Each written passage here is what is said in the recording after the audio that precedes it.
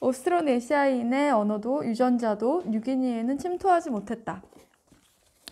지금까지 우리는 남중국 해안으로부터 타이완과 필리핀을 거쳐 인도네시아 서부 및 중부까지 약 4,000km에 걸친 오스트로네시아인의 팽창 초기 단계를 추적해보았다. 이 같은 팽창 과정에서 오스트로네시아인들은 각 섬의 해안에서 내륙까지 그리고 저지대에서 산악지대까지 사람이 살만한 곳은 모조리 차지했다.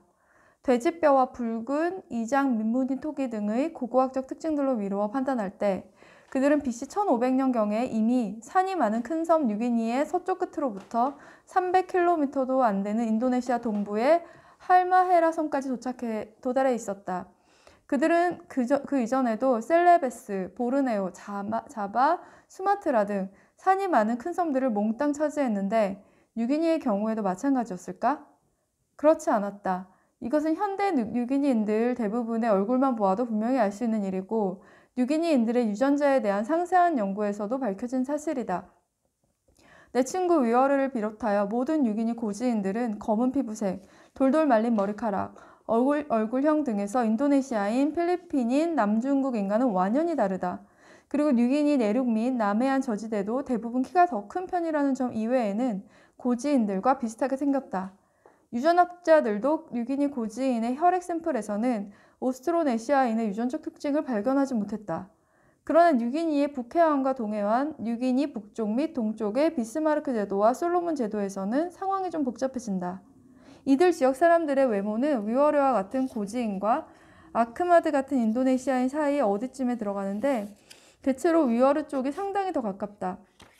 예를 들자면 북해안 출신의 내 친구 사와카리는 물결 모양의 머리를 가졌으므로 아크마드의 직모와 위어르의 돌돌 말린 머리카락의 중간이며 피부색은 위어르보단 밝지만 아크마드보단 상당히 검은 편이다. 유전적으로 비스마르크 제도 및 솔로몬 제도 사람들과 뉴기니 북해안 사람들은 약 15%만 오스트로네시아인이고 나머지 85%는 뉴기니 고지인과 비슷하다. 그러므로 오스트로네시아인들은 분명히 뉴기니 일대에 도착하긴 했지만 이 섬의 내륙까지 완전히 침투하는 데는 실패했고 전부터 뉴기니 북해안과 주변 섬에 살고 있던 사람들로 인해 유전적으로 희석되었을 것이다. 각종 현대어를 살펴보아도 똑같은 결론이 나오지만 더 자세한 내용을 알 수 있다. 15장에서 대부분의 뉴기니 언어가 속한 파푸아 언어군은 전 세계의 어느 어족과도 무관하다고 설명했었다. 뉴기니의 산악지대, 서남부 및 중남부 해안을 포함한 저지대 전부, 그리고 북부 내륙 등지에서 사용되고 있는 언어는 모두 예외 없이 파푸아계의 언어다.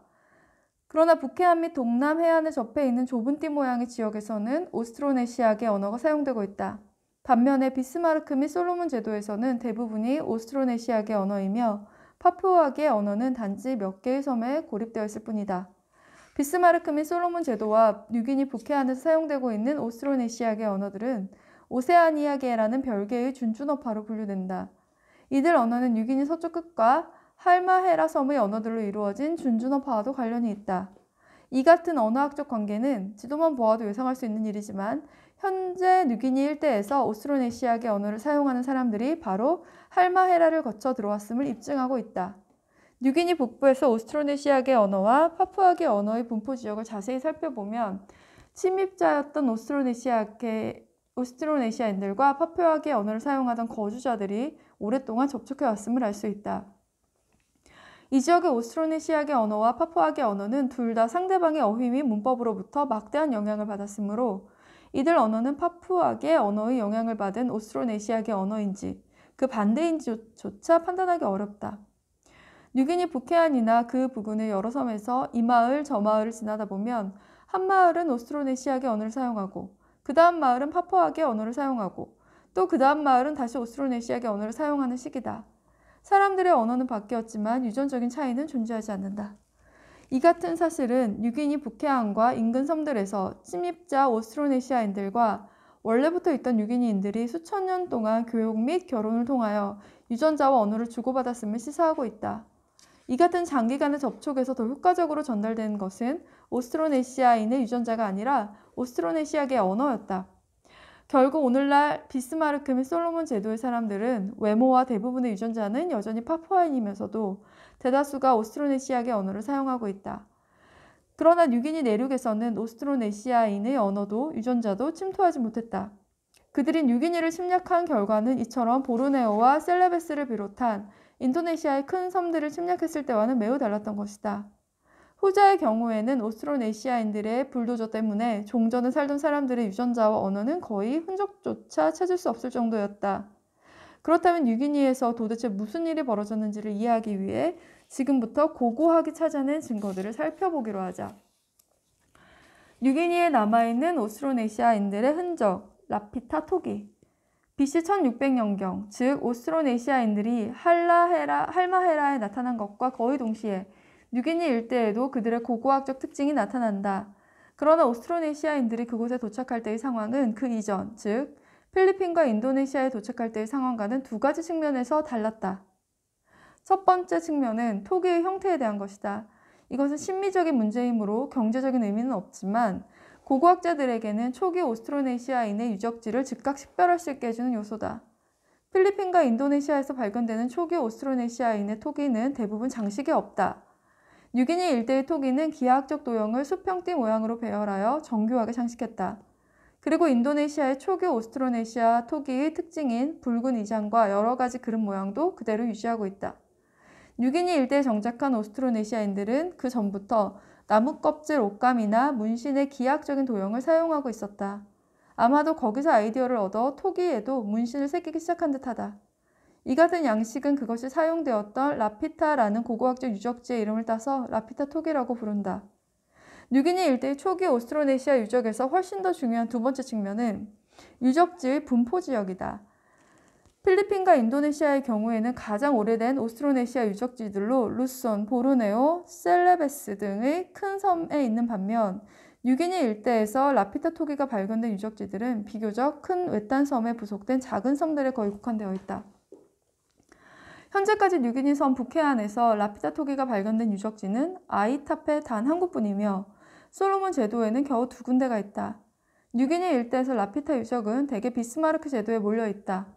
비교적 큰 섬에 부속된 작은 섬들이 대부분이며 드물지만 큰 섬의 해안에서도 발견되었다. 라피타 토기를 만든 사람들은 수천 킬로미터를 항해할 수 있는 사람들이었다. 그들이 겨우 몇 킬로미터 떨어진 비스마르크 제도 내의 큰 섬이나 몇십 킬로미터 떨어진 뉴기니의 촌락을 세우지 못한 이유는 그곳에 갈 능력이 없어서가 아니었다. 고고학자들이 라피타 유적에서 발굴한 쓰레기를 바탕으로 라피타인의 식생활을 재구성할 수 있었다. 그들은 주로 물고기, 돌고래, 바다거북, 상어, 조개류 등 해산물을 많이 먹었으며 가축으로는 돼지, 닭, 개가 있었다. 코코넛을 포함한 여러 가지 견과류도 먹었다. 그리고 타르토란이나 참마 등 오스트로네시아인들이 흔히 재배하는 뿌리 작물도 먹었겠지만 이 같은 농작물들의 증거는 발견하기 쉽지 않았다. 쓰레기 더미 속에서 수천 년 동안 보존되려면 아무래도 부드러운 뿌리 작물보다는 단단한 견과류 껍데기가 훨씬 좋기 때문이다. 라피타 토기를 만든 사람들이 오스트로네시아계 언어를 사용했다는 것을 직접 증명하기란 불가능하다. 그러나 이 같은 추측을 거의 확실하게 입증해주는 두 가지 사실이 있다. 첫째, 토기에 새겨진 장식을 제외한다면 토기 자체 및 그것과 관련된 문화적 물품들은 오늘날 오스트로네시아계 언어를 사용하는 사회인들의 조상이었던 인도네시아와 필리핀의 유적지에서 발견되고 있는 문화적 잔해와 비슷하다. 둘째, 라피타 토기는 종전에 아무도 살지 않았던 태평양의 외딴 섬에서도 발견된다. 라피타 토기를 가져왔던 사람들 이후에 다시 새로운 민족이 들어왔다는 증거도 없고 오늘날에도 그곳 사람들은 오스트로네시아계 언어를 사용하고 있는 것으로 보아 라피타 토기는 뉴기니 일대에 오스트로네시아인들이 도착했다는 표시로 보아도 좋을 것이다.